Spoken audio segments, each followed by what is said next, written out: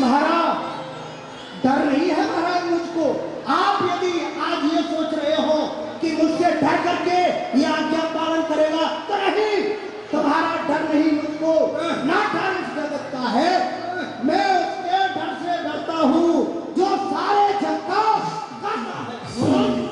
मैं क्या सोच रहा हूँ ये तुझे पता भी नहीं है। प्रतीक होता है कि पहले इस खन की प्यास तेरे ही रक्त से बुझाई जाएगी। कोई चिंता नहीं, कर्मवीर को मरने की कोई परवाह नहीं। अपने स्वामी के लिए सेवक की प्राणों की तुच्छ भेंट मुझे स्वीकार है। इस आज्ञा पर हर समय तैयार है गर्दन, नीचे झुकी आपके बलिहार है गर्दन। मर जाना धर्म के लिए स्वीकार है मुझको, छोड़ू जो अपना धर्म तो धिक्कार है मुझको। अरे सीख, एक छोटे से सेवक के कर्तव्य और धर्म का पालन करना चाहिए। सब सीख चुका हूं मैं, आप सीख लीजिए। कुछ रह गया हो तो? मैं तो सब सीख चुका हूं, और सीखना नहीं सिखाना बाकी रह गया है। हमारी आज्ञा न मानने का परिणाम क्या होता है ये दिखाना बाकी रह गया है। क्यों रे, तेरा इतना साहस, तू हमारी आज्ञा नहीं मानेगा?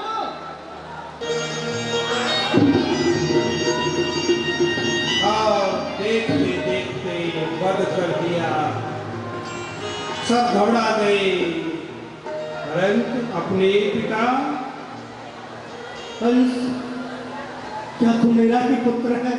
सारा संसार जानता है मैं आपका लायक पुत्र हूं, और उसे कलेजे का समझ टुकड़ा सदा बलिहार जाता है, खिलाता है, पिलाता है, पढ़ाता और लिखाता है, अंत में अपनी ही संपत्ति का उसे मालिक बनाता। लेकिन उसी पुत्र का पिता के साथ कैसा व्यवहार है देखो। मेरे बुढ़ापे में जो किया इस तरह, इसने सत्कार है देखो। अरे इंसान देने वाले उसे यदि किसी को पुत्र देना हो तो सुपुत्र दे।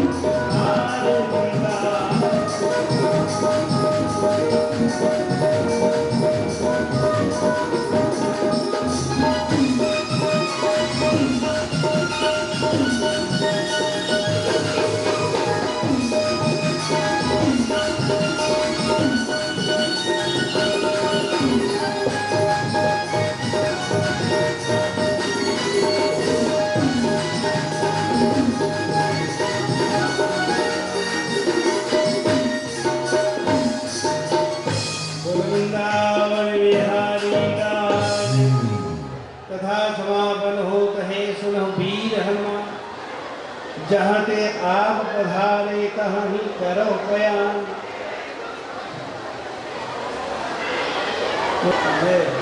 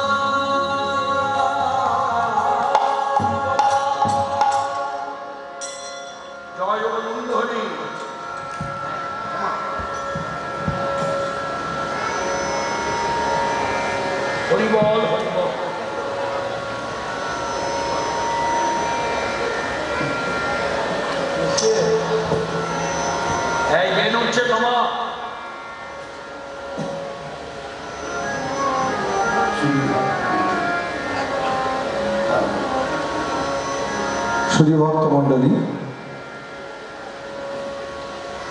আজ আমরা ভারত ভূখণ্ডের পশ্চিম বর্ধমান মণ্ডলান্তর্গত উখরা অঞ্চলে শ্রী শ্রী রাধা গোবিন্দ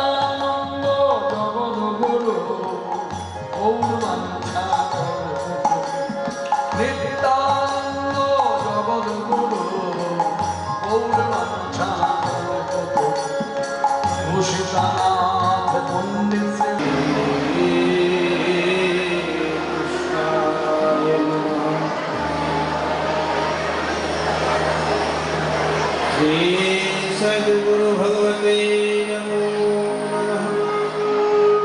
श्री परम कृपालुवे नमः।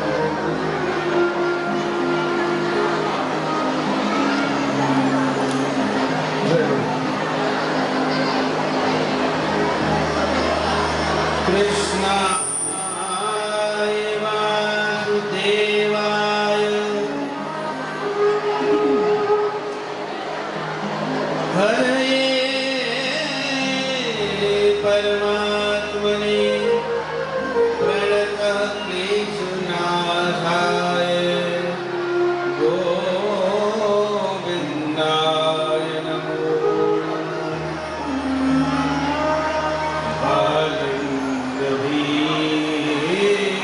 बालन्दवीरजगपत्र विशालनेत्रो बिम्बाधरं सुजनमेकरुचिर्मनोज्ञं मन्दस्मितं मदनसुन्दरं मन्दयानं श्रीनन्दनन्दनमहं मनसा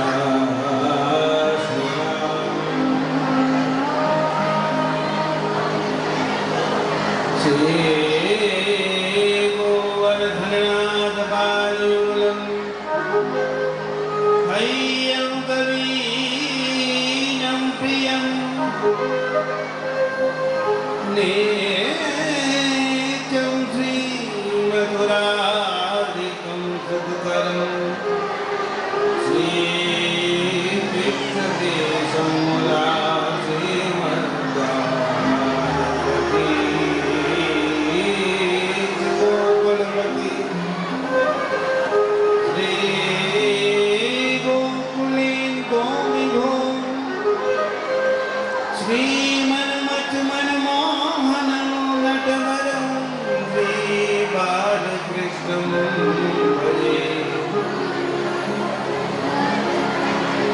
राधा कृष्ण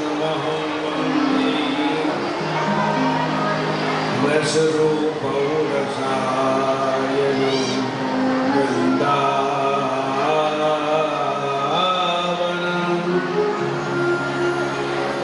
निकुञ्जेषु नित्यलीलासमासुतौ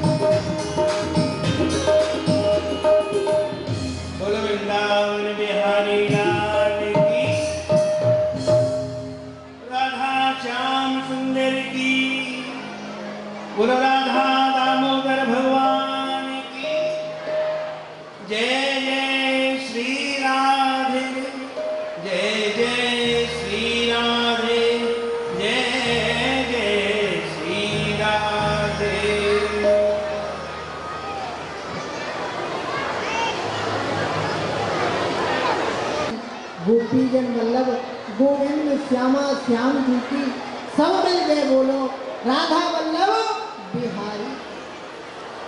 नमो वृंदावन सुंदराभ्याम।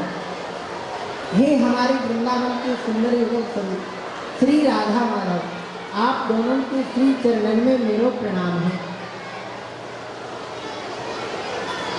तत्पश्चात यह निवेदन है, हे प्रीतम हे लाडली करिए नित्य विहार, हम सबको सुख दीजिए मैं जाऊं बलिहार। मैं जाऊं बलिहार सुनो बिनती एक मोरी, इन भक्तन को सुख देओ अनुपम माधुरी डोरी।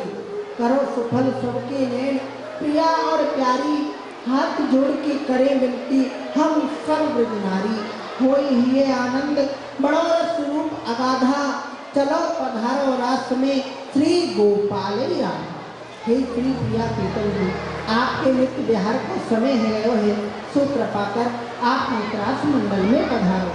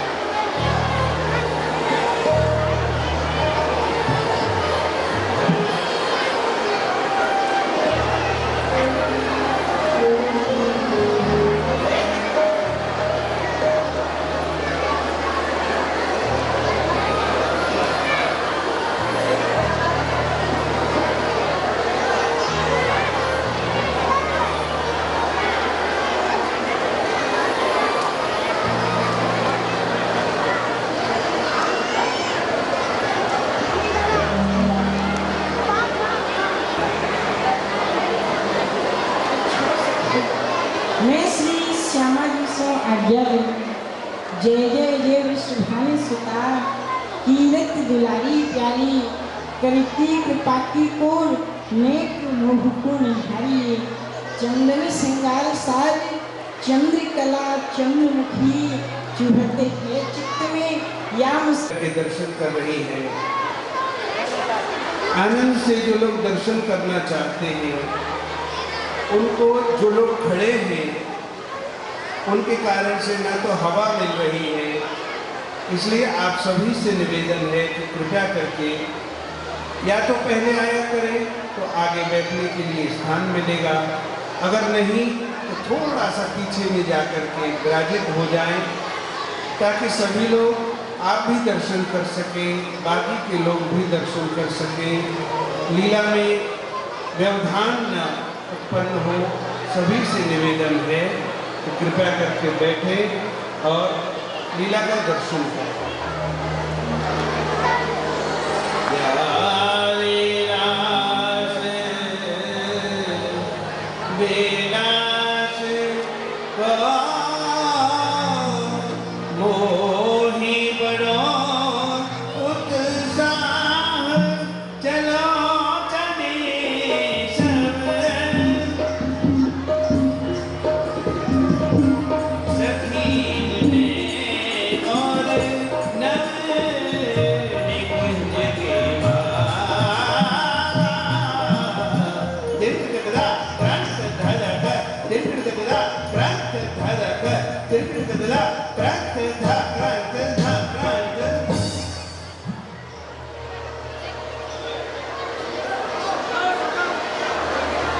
मंडल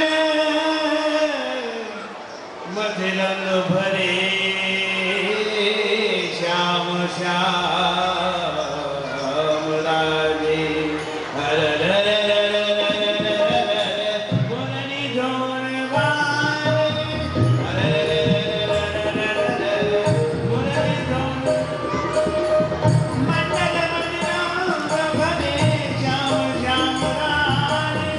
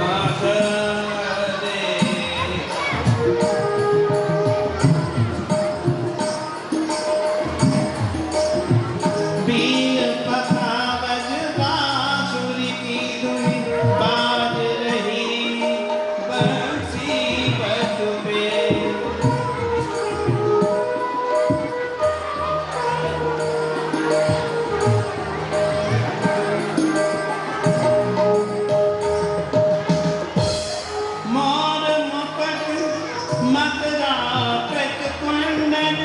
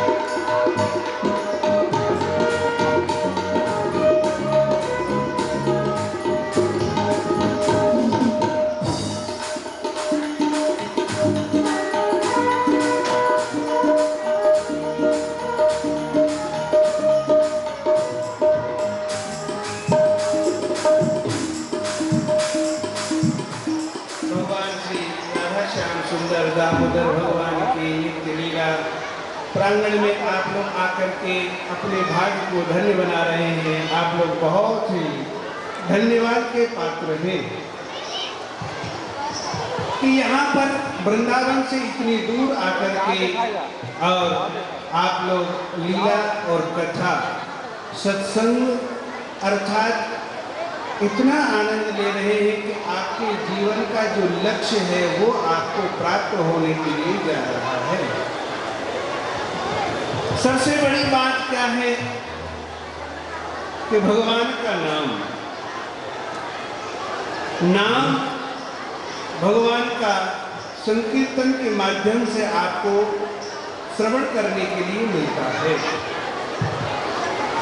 4 वस्तुएं मुख्य है, नाम, रूप, लीला और धाम। संकीर्तन के माध्यम से नाम आपको मिलता है और रूप आपको देखने के लिए श्री लीला बिहारी का मिल रहा है। तो नाम, रूप, लीला और धाम। लीला का आप लोग दर्शन कर ही रहे हैं। कृष्ण कथा अर्थात श्री भागवती की कथा जो है वह भी कृष्ण लीला का ही स्वरूप है। उसमें भी कृष्ण लीला का ही वर्णन है। उसमें भी जो देखने, सुनने, समझने के लिए मिलता है वह भगवान श्री कृष्ण की लीला ही मात्र है। इसलिए नाम, रूप, लीला और धाम, जहाँ पर भगवान की लीला, जहाँ पर भगवान का नाम लिया जाता है, जहाँ पर भगवान का स्वरूप आकर के विराजित हो जाता है, तो वह धाम तो अपने आप ही बने। वृंदावन से ब्रजवासी आकर के यहाँ पर जब पधार गए और पधारने के बाद आपकी सेवा स्वीकार कर ली, तब वह धाम तो बन ही गया। अर्थात कहाँ राम, कहाँ अवध निवासी। राम जहाँ निवास करते हैं वही अयोध्या है, वही श्री अवध है। जहाँ पर भगवान की लीला, भगवान का नाम, भगवान के भक्त जहाँ पर रहते हैं वही धाम बन जाता है। अर्थात ये धाम का ही स्वरूप बन गया।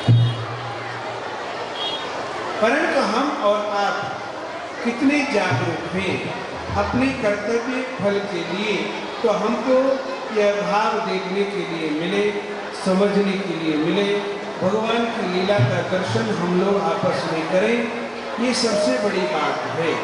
तो आइए किस प्रकार भगवान की लीला का कल के पावन प्रसंग में आपने भगवान कृष्ण के जन्म से पूर्व की कथा सुनी कि कंस के मन में मृत्यु का भय जिस प्रकार बैठ गया। उन्होंने कहा कि मृत्यु जन्म बताम नीर देहे न संजाते अत्यबाद खताम तेव मृत्यु वही प्राणिनाम ध्रुव।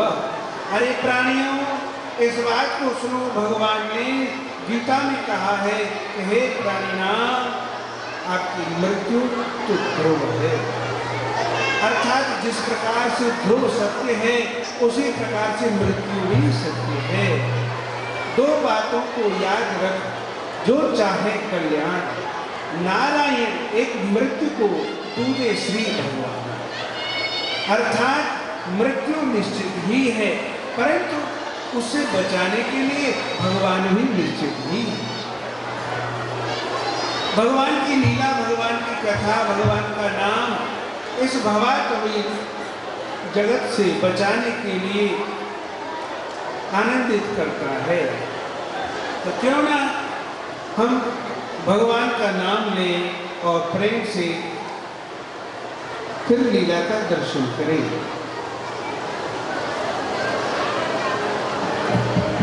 जय जय राधा रमन।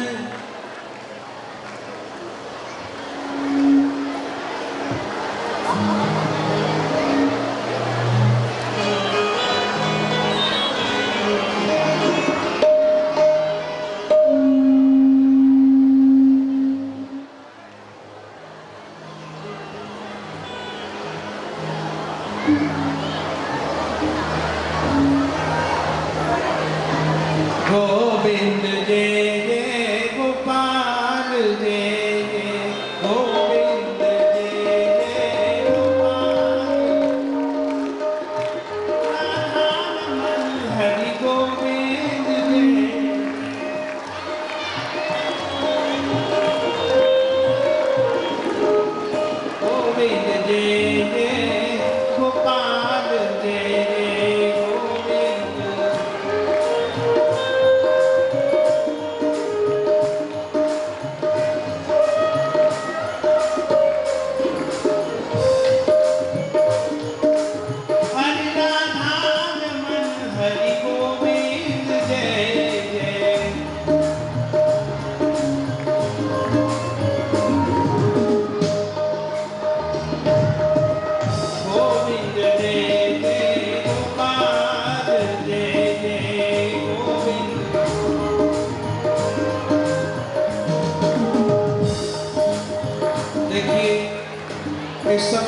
कलिकाल है, अर्थात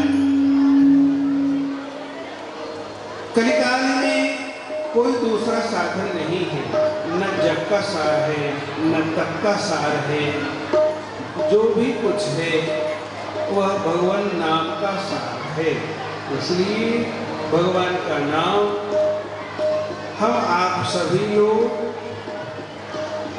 बड़े ही प्रेम भाव से लें, क्योंकि भगवान का नाम न लेने से हमारे जीवन का कल्याण नहीं है।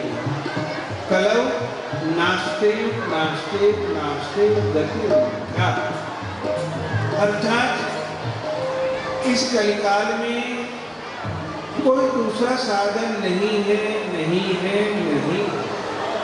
इसलिए यही कलिकाल न साधन दूजा, कोई दूसरा साधन न होने के कारण भगवान का नाम ही एकमात्र सहारा है।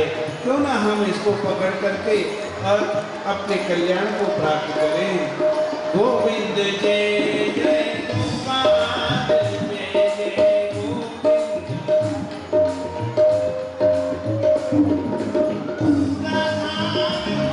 हरि गोविंद जय जय,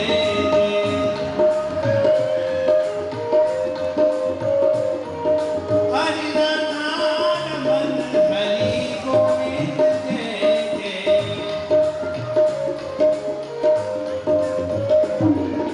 गोविंद जय जय गोपाल जय जय।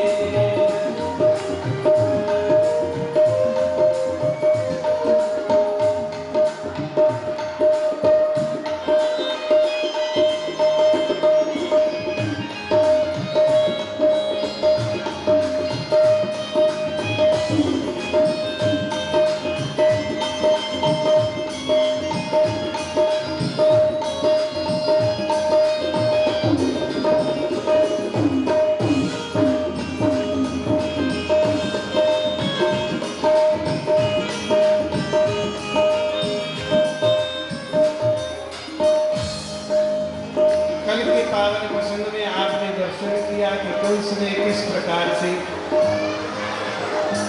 उग्रसेन जी महाराज को कारागार में डाल दिया। जो सेवक उनको पकड़ने के लिए मना कर रहा था कि धर्मज्ञ हैं, वयोवृद्ध हैं, सर्व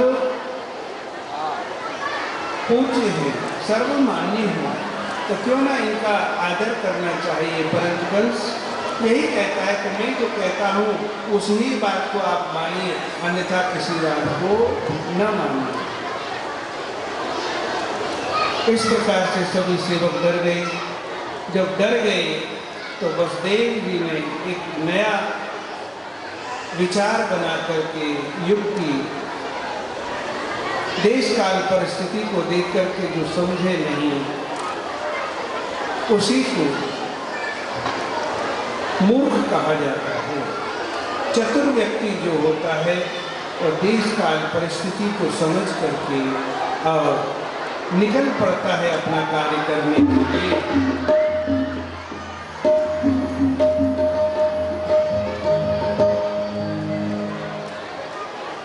जी आ गए भूपा जी, आइए। कहो, क्या कहना चाहते हो तुम?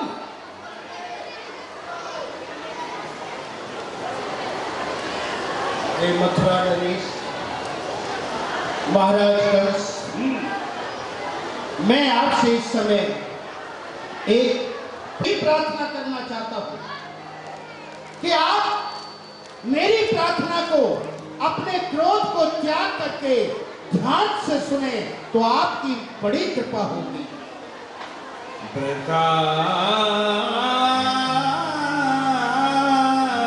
देव की हरि को जन मारो, या को सुत है शत्रु तिहारो।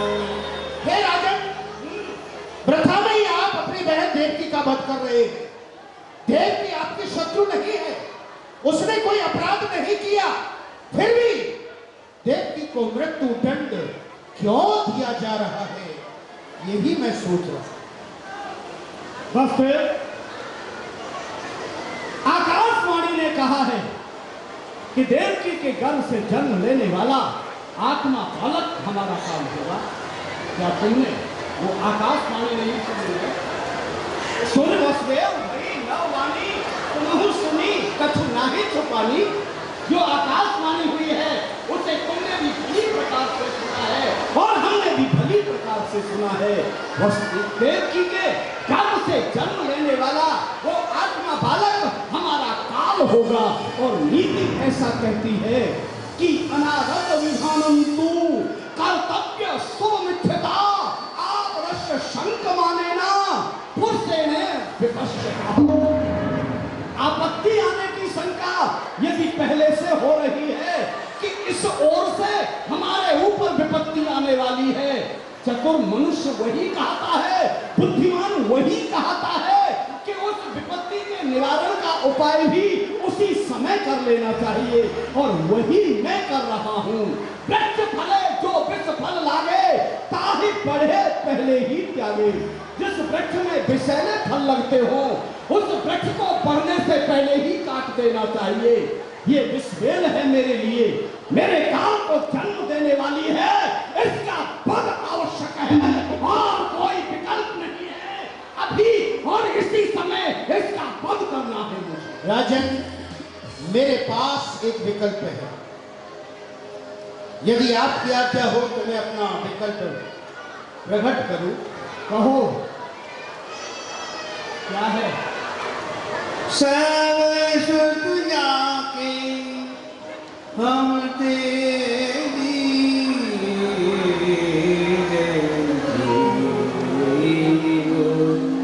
दार तुम को दीजिए। राजन, मेरे पास विकल्प यही है। देवकी के उदर से जो 8 पुत्र होंगे, आकाशवाणी ने जो कहा है, अष्टम लाल आपका काल हो तो मैं 8 पुत्रों को ला करके आपको दूंगा। आप उन पुत्रों को मारें या छोड़ें, परंतु आप देवकी को जीवित दें। क्या कह रहे हो मुझसे? तुम अपने पुत्रों को, नवजात शिशुओं को मिला करके दोगे उनका वध कराने के लिए, और हम अपने हाथों से उनका वध कर दें, ये तुम देख सकते हो? नहीं मुझसे, तुम्हारी बातों पर हमें विश्वास नहीं होता है कि तुम ऐसा कर पाओगे, अपने पुत्रों को हमें दे पाओगे। अवश्य राजन, आपने ऐसी बात कही है। ये वसुदेव है, क्षत्रिय कुमार है, ये वचन देता है आपको, वचन देके कहता है कि देवकी के उदर से जो 8 संतानें होंगी, हम आपको ला करके उन 8 पुत्रों को देंगे। आपको विश्वास होना चाहिए और हम गवाह भी करेंगे, साक्षी भी करेंगे। हमारे और आपके मध्य में ये दिन के पहरी सूर्य होंगे और रात के पहरी ये चंद्र है। आकाश में ये विचरण करने वाले ये सितारे गवाह हैं, अनहित होगा नहीं। क्षत्रिय कुमार वसुदेव अपने वचन से विचलित होगा नहीं। सौगंध पूर्वक आपसे मेरा ये कथन है, ये वीर प्रतिज्ञा और एक क्षत्रिय का वचन है।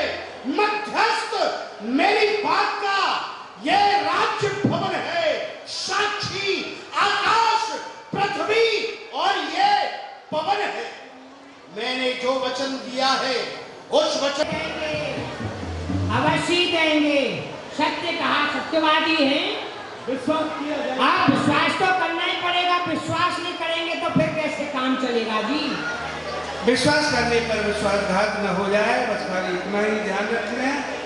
हाँ, और क्या? अपना जो बात है वही बोला जाए। अब क्या हुआ तो फिर तोड़ दीजिए सारे बंधन। मन में शंका है। क्या है? शंका है कि तुम यहाँ से जाओगे, आत्मा को जन्म लेगा, कितने वर्ष व्यतीत हो जाएंगे, कहीं ऐसा न हो तुम हमारे साथ चल कर लो। इसलिए हम तुम्हें भटकता नहीं जाने देंगे।